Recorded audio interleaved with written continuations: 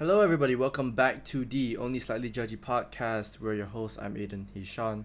We're your local cinema podcast where we obsess over all things fiction and media. Now, we have a lot of things that have come out because Disney has just come off the backs of their Comic Con, aka D23. Um, we've been really, I don't know. I think we've been looking forward to this. Like they didn't do Disney as a company itself didn't do a lot during Comic Con, so that was already a hint that D23 this year is gonna be big. It's gonna be a lot of stuff, and man, did we get a lot of stuff. I don't like even last year's D23 wasn't this much. Like last Yeah, year's absolutely. D23 was like nothing.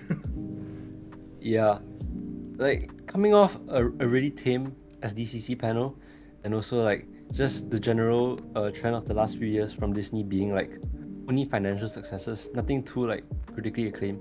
Yeah, So like I guess we're both pretty interested to see what they have up their sleeve this time to prove that they're still like worth salt as a studio. yeah, for sure. So let's jump right into it. First thing that we want to go over is one property is Star Wars. Now, Star Wars, I think is a bit on the back burner currently. They're like going slow, which isn't necessarily a bad thing. I think they needed the slowdown. So we have two things. Firstly, we have Ahsoka season 2. Now, I haven't seen season 1. You have, correct? Yeah, yeah. Okay. Um, just briefly in one sentence, how was season 1 again? Uh, in one sentence, it's perfectly fine, even bordering on being like mediocre, unless you are attached to the crew of the animated series Star Wars Rebels. And that pretty much sums up what the series is. It really struggles to find its footing, I think, because a lot of it depends on you being attached and having love like the characters from Rebels. Yeah. Other than that, it doesn't have much to offer on its own. But what do you think? Do you watch the trailer? I did watch the trailer. So, from someone who hasn't seen the trailer looks really good and made me want to watch the show. I think the trailer looks Yeah. great. Ezra with a lightsaber is the thing that made me go, oh! So, yeah. Yeah. What about from the standpoint of someone who's seen the show? It looks like they're finding their identity. As in like the whole like Mandalorian kind of chunk of the timeline is finding its identity with the arrival of Tron. I think we've talked about this before, but it's really important for them if they want this like chunk of series and movies to go on that they can't screw this up. Yeah. Screw up the introduction of like the only big villain they have left, then I think Correct. that's about it for this era. Like, Thrawn is their Thanos. It has to work out. For this section of the universe, it is like they have to do a lot of work first of all to justify why we should care more about like Din Djarin and Ahsoka instead of like Luke and the crew who are still technically alive Yeah. and kicking at this point. Yeah, so if they do it well in this season, then they have a future there. Do you see is there a potential for them to do all this? Does it look like it's probably going to be better than season 1? Yeah, it looks a lot better right off the bat. Is Dave Filoni doing Yeah. anything on it, or is he not involved? I'm pretty sure he's at least still the showrunner of it. Oh, he's still the showrunner. He main showrunner. Okay. Yeah. Understand. Yeah, Ezra looks really good. Anakin flashbacks as well, and the stuff with on returning and the Imperials, all that looks pretty good if they can pull it off. Which like, I hope they do. I think it was like a month ago or 2 months ago that I saw I forgot what his name, the actor, the live action actor of Ezra.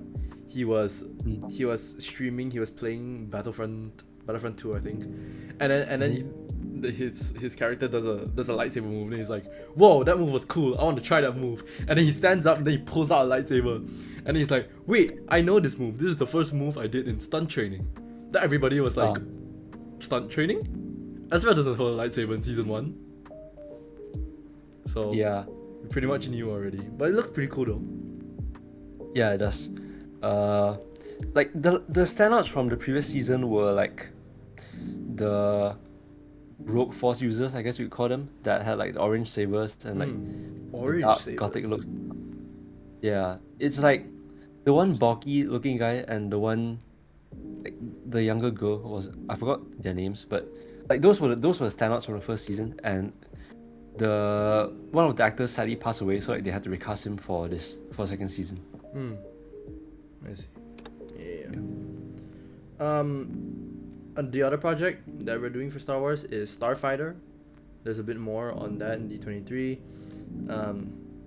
I think it's mainly gonna be like a very mentor mentee story. I think from what it looks like, but it looks very promising as a standalone.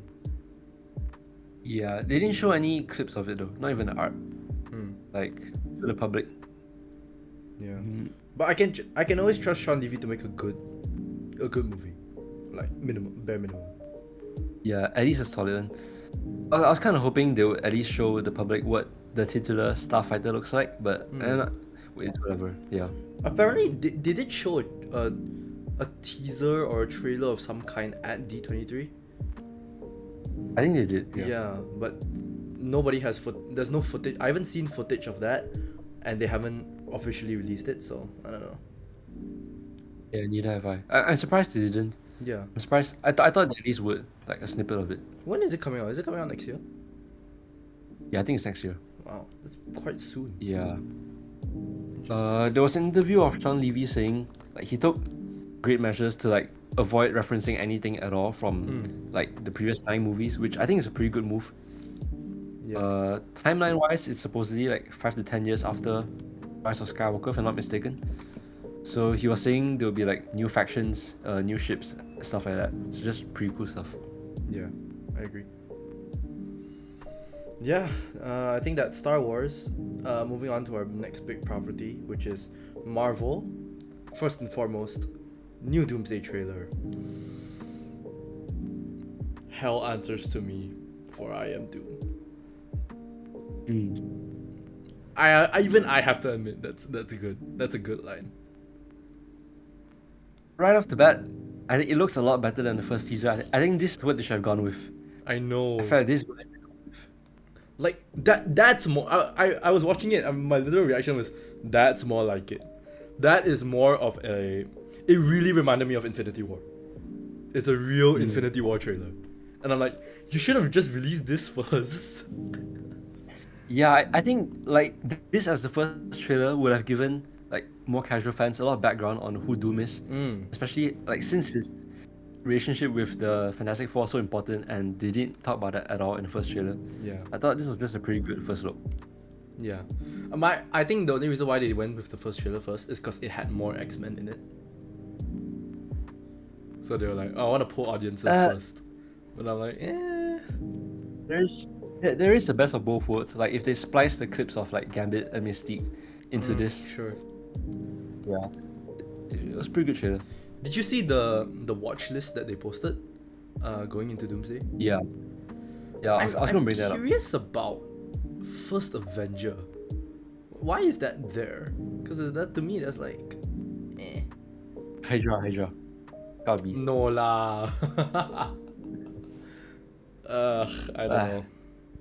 But the funniest thing to me was the jump between Avengers straight to Infinity War. Like that's crazy. I mean, I guess like a lot of the Phase 2 and 3 characters are off the question now. Yeah. But just going off the list, we have X-Men, X2, the first Avenger, Avengers, Infinity War, Endgame, Loki, Shang-Chi, No Way Home, Wakanda Forever, Brave New World, Deadpool Wolverine, Multiverse of Madness, Thunderbolts, and Fantastic Four. Brave That New is the World is list. another one. And I'm like, I guess it shows Sam as Captain America lah, but like, I have a feeling Brave New World and Wakanda Forever is for people who don't know who these characters are. Shang-Chi as well. Like, it's probably for people who have not caught up at all and they just don't know who these new characters are, which would make sense. but if we're talking about character work, I would recommend Falcon and the Winter Soldier over Brave New World. Yeah. But They don't have any series on here. The only one they have is Loki. makes sense lah. Yeah. How much do you want to bet that Doom is on the Fantastic Four ship when they arrive? How much of it? Like, I honestly think that's what they're doing.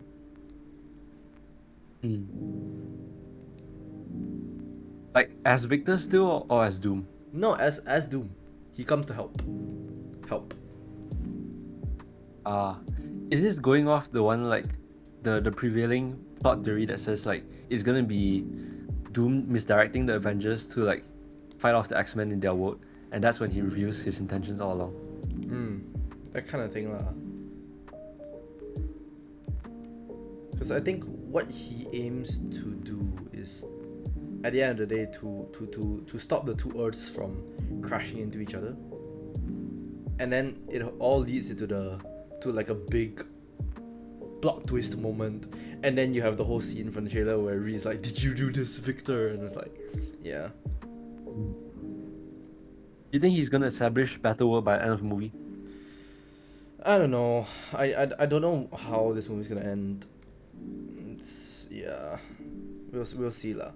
So like, this trailer leaves me like pleasantly surprised. Do I have faith? Do I have more faith than previously? Not necessarily, but if it's good, will I take back my words? Yes. I mean, I think visuals look better than the first trailer. First of all, it looks really like bleak, the color grading as well. Yeah. And then I really like the shot of Doom in his like castle or fortress or whatever, where there's like green lights playing through the window. That was pretty cool. I love when he jumps out the window and lands on the ground. Oh, I saw that. I was like, oh my god, hold on. Is he gonna be driven by like loss of family in this? I think his mother, it looks like. Looks like it. Yeah. So probably, we'll see. I guess. I mean, I'm intrigued. I hope that's like the extent of what they show in terms of like plot wise. Like the rest of it can just be characters.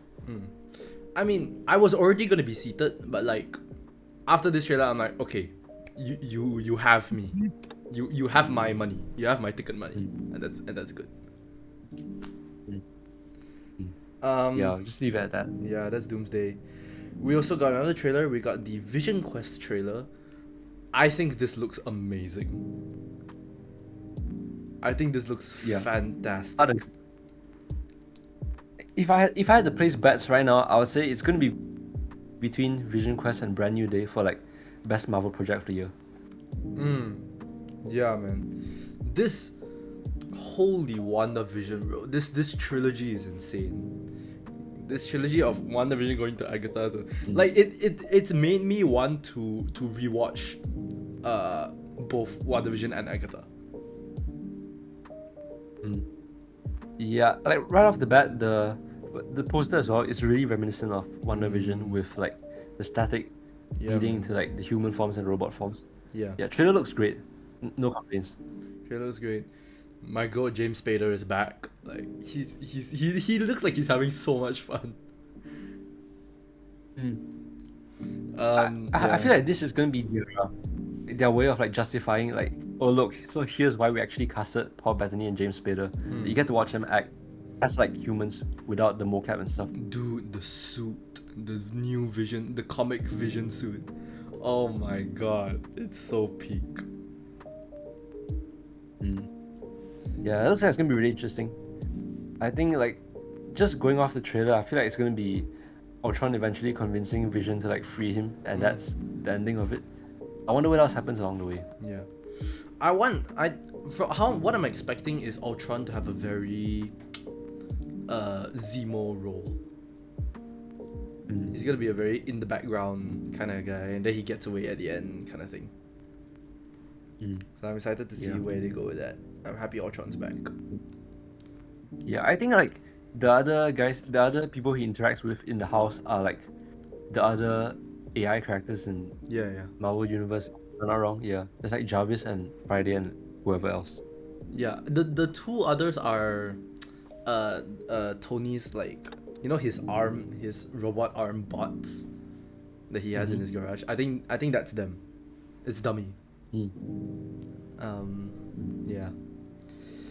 And lastly for Marvel is the thing that they've been scrambling over the past month to do. We have our X-Men cast, or at least I think the core parts of the cast. Yeah. It's official. Kit Connor is Cyclops. Sure. Samara Weaving is Emma Frost. Indy Navarrete is Rogue. That I was not expecting. I was not expecting that at all. Thoughts on Navarrete as Rogue? I haven't seen Obsession. Oh yeah, that's true. Just needs accent, honestly.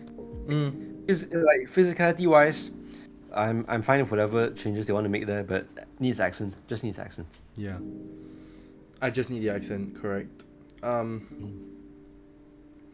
minute I saw Indy Navarrete as Rogue, I was like, oh, Captain Marvel's going in a coma instantly.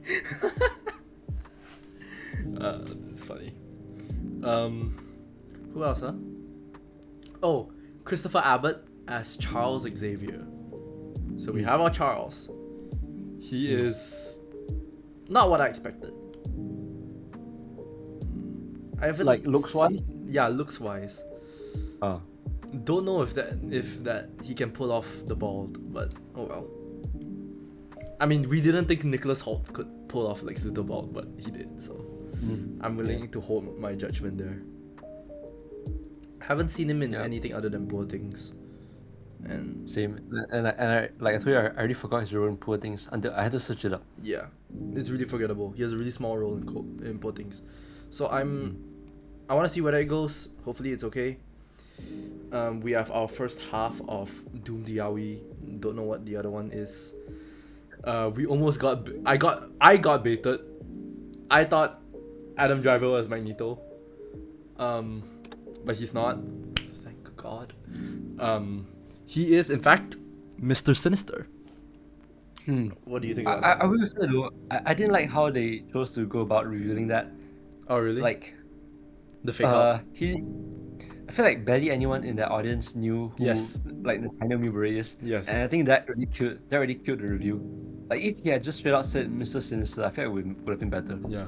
I love that clip of like, he goes, I'm playing Magneto. Then the crowd goes, what? Then he goes, oh no, never mind. Then the crowd goes, oh, who's he playing? Then he goes, Nathaniel Milbury. And the crowd is silent. They have no idea who that is. Yeah. I think they really should have planned it out better. Like when everyone was still losing their shit over like Magneto, and then he just quietly said like actually it's not, but I don't think anyone registered that. Yeah. No wonder I read an article that was like, oh, yeah, the driver's Magneto. I'm like, what? Yeah, I don't know why they made him say that, honestly. He could have just said Mr. Sinister. It wouldn't have changed anything. Yeah. But actually that's very interesting that they're using Milbury instead of Essex.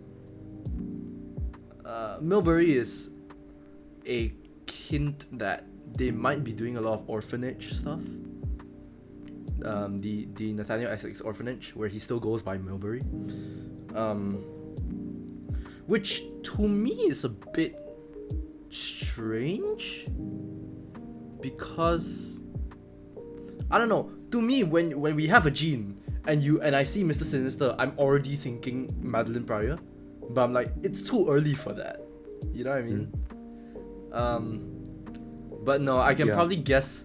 They're gonna be holding mutants in that orphanage, and then there's gonna be a big breakout and whatever and stuff like that.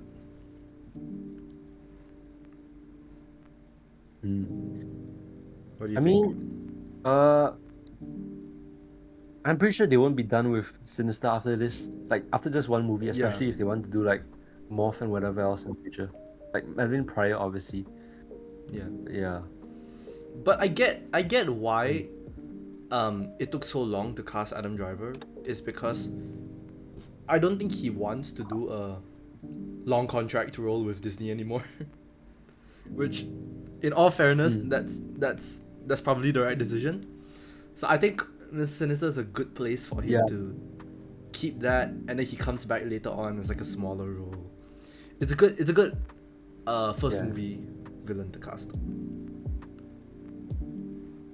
It's at least different. I like that it's different. Like the first movie not being either Magneto or like a human anti-mutant organization is really a good direction to take. Yeah, agreed. Yeah. I really like I really hope they let him have fun with the role. I want because I never liked serious Sinister. I never liked the Sinister that's evil. I liked my favorite take on Sinister is he's the kooky, weird, making fun of everybody, snarky Sinister. That's my favorite iteration of Sinister, mainly from the Cocoon era. One of the panels that people wanted Adam Driver to do is the thing where they go and visit Mr. Sinister, and the Sinister goes, "Oh, I love that cape." Then he asks one of his clothes, "Why don't I have a cape like that?" "Oh, sir, I didn't know you wanted a cape." "What? Execute this man right now!"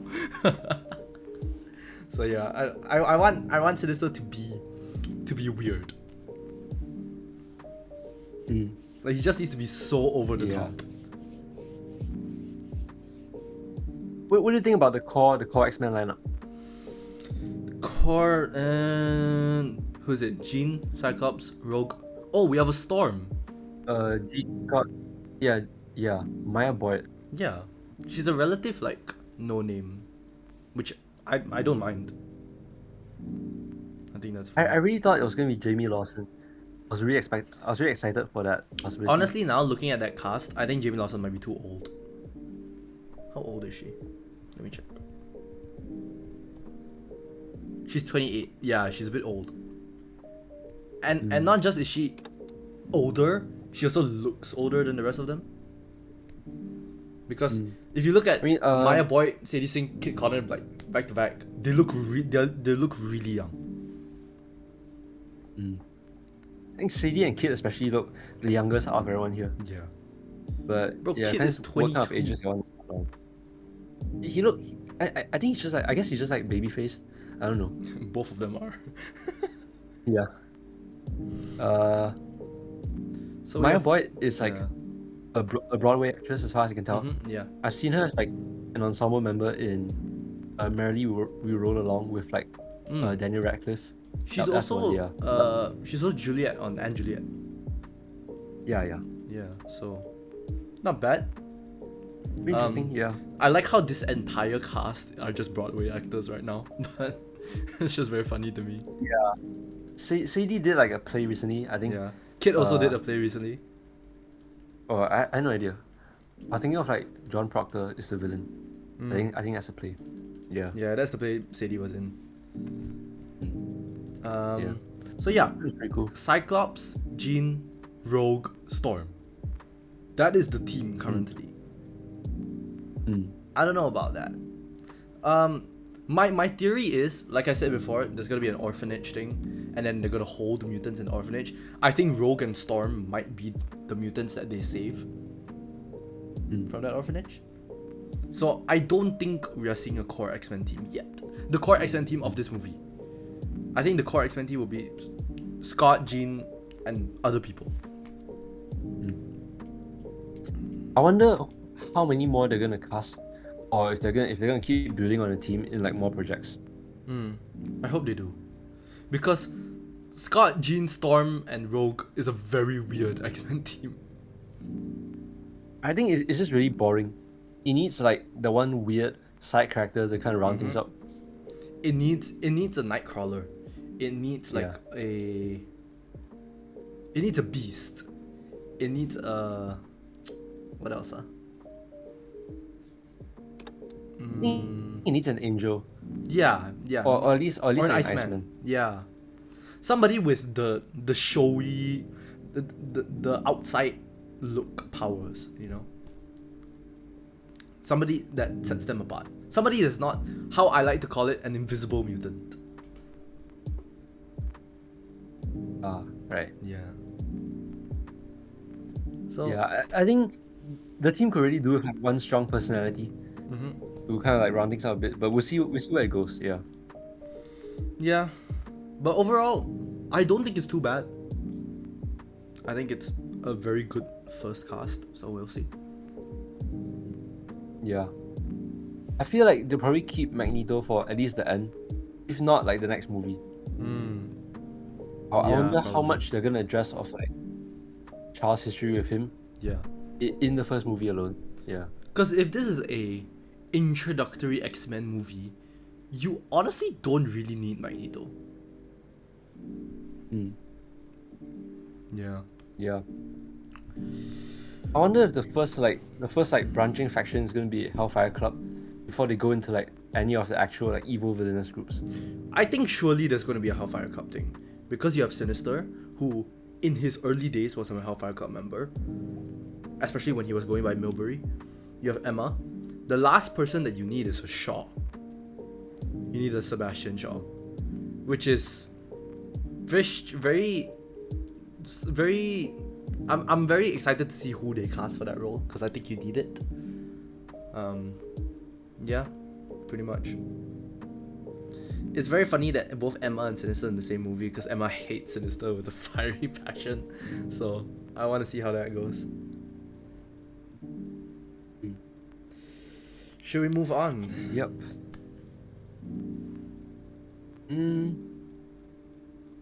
Yeah, the next big chunk of this episode is going to be about the new animation lineup, some of which we already knew about and some of which are brand new. So we could start off with the Pixar lineup, specifically the tired Pixar sequels. First up, we have The Incredibles 3, a story focused on Violet and Dash, I believe. Yeah, Violet and Dash. And with like Bob and Helen taking more of a backseat. I think there's not much about the plot other than that. There's a few pieces of like concept art, but that's really about it.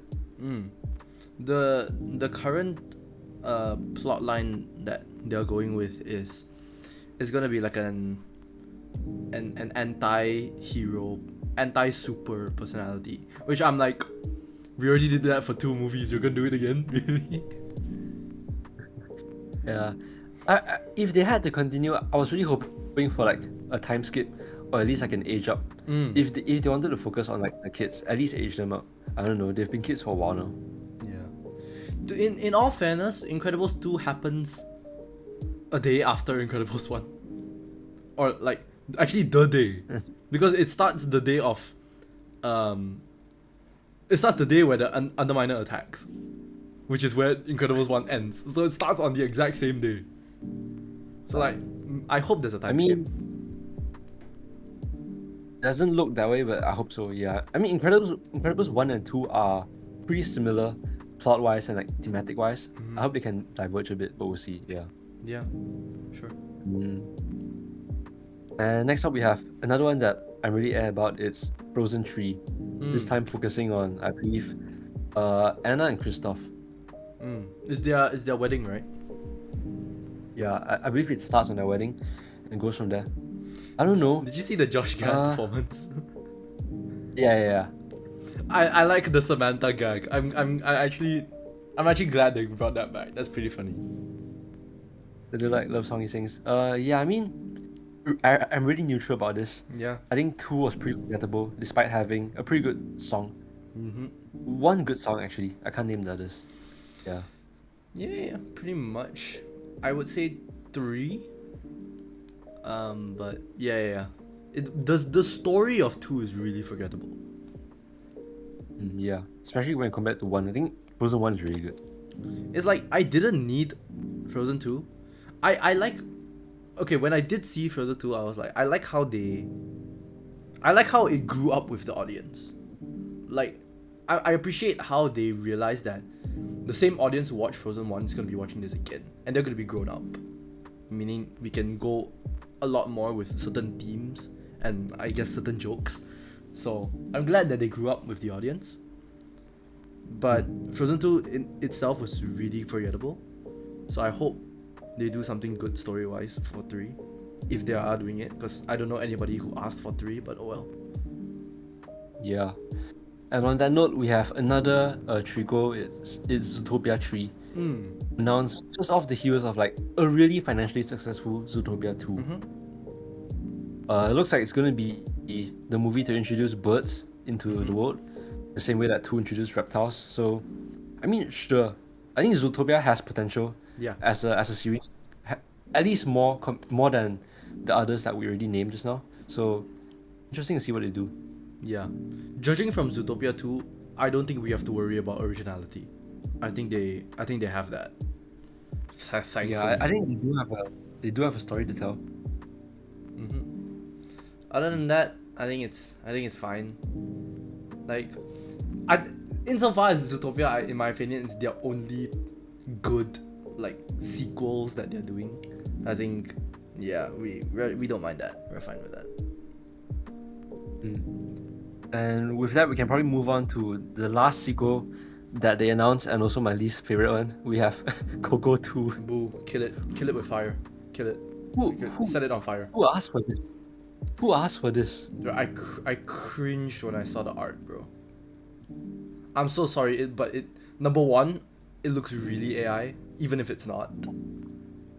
If there are human animators that worked on it, I'm so sorry, but it looks so AI. But secondly, I'm like, why does he look like that? Like, Miguel looks like the only kid in Mexico who started listening to Paramore. Why? Bro, he was growing up, then he heard Bring Me to Life by Evanescence, and he never looked back at Mexican music. I really don't know, man. Like, I'm pretty sure the studio knows that this is gonna be a hard sell, because like since the announcement, the comments have been non-stop. But like, at least put out some good concept art, man. Like, Incredibles 3 had good concept art. What's the other one? Frozen 3 had like pretty gorgeous looking concept art. Yeah. Why would they do this for Coco? I don't know. I will say I do like the idea of the return of Ernesto de la Cruz. I think that's pretty interesting to see where they go with that. I don't know. I'm really biased to like Coco. Yeah, I same. think we talked about this in our episode. Yeah, I don't know. It was so good the first time. Yeah. I'm not that confident in them to pull it off a second time. It's a really perfect modern Pixar movie. So when we saw last year that they were gonna do Coco 2, we were like, why are we doing this to a perfectly amazing original story? Oh well. Yeah, That's all I can say. Oh well. Coco it's so rooted in like family. The way you have like Mama Coco and you have like his dad, and with both of them out of the picture, I really wonder what they're gonna do. Yeah. Doesn't look great. Because Coco is his great grandmother, and she died. She died at the end of Coco. So what's Coco 2? I don't know, man. Yeah. I'm really not confident. What do we have next?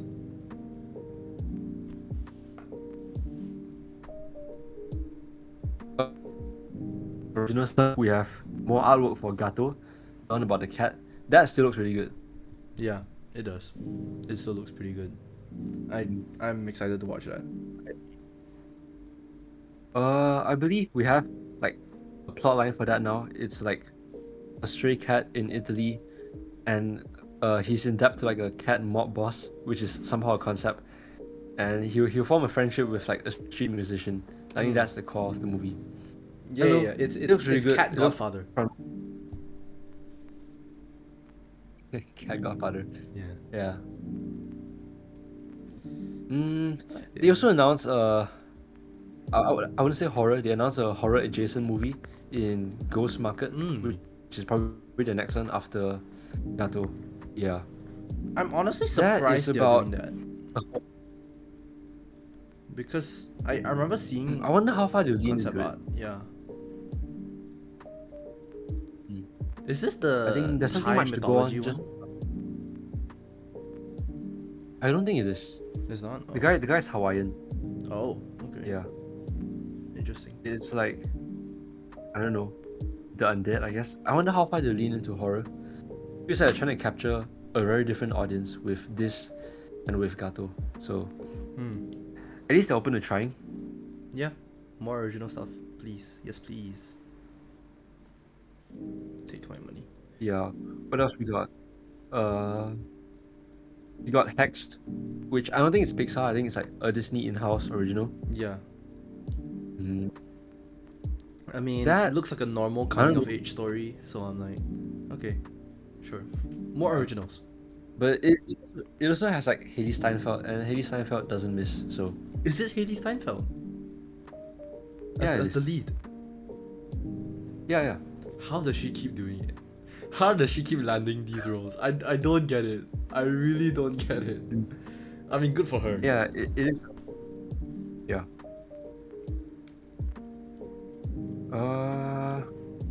What else we got? We got some other like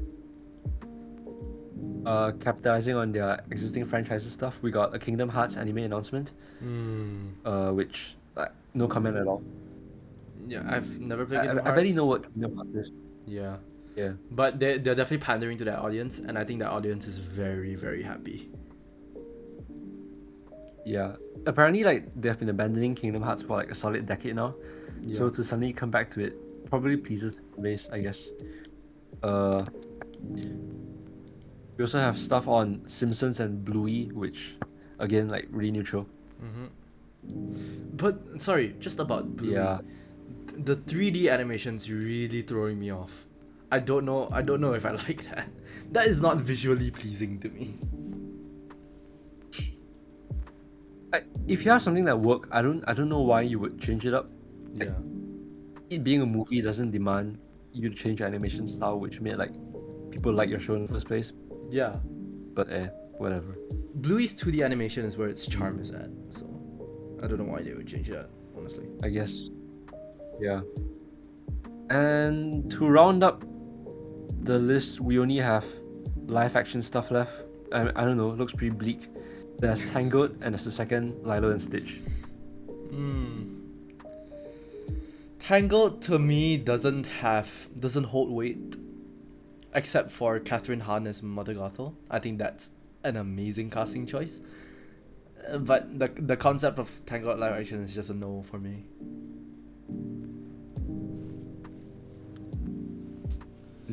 Yeah, it just exists. Yeah, just like okay, sure. What was the other one? Lilo and Stitch 2? Oh, they're adding Angel, Yeah. right? Yeah, they are. Look, all I'll say about that is I think they're I didn't trying to watch- copy Paramount with what they're doing in Sonic, which I'm like, just leave it to them to do Sonic, man.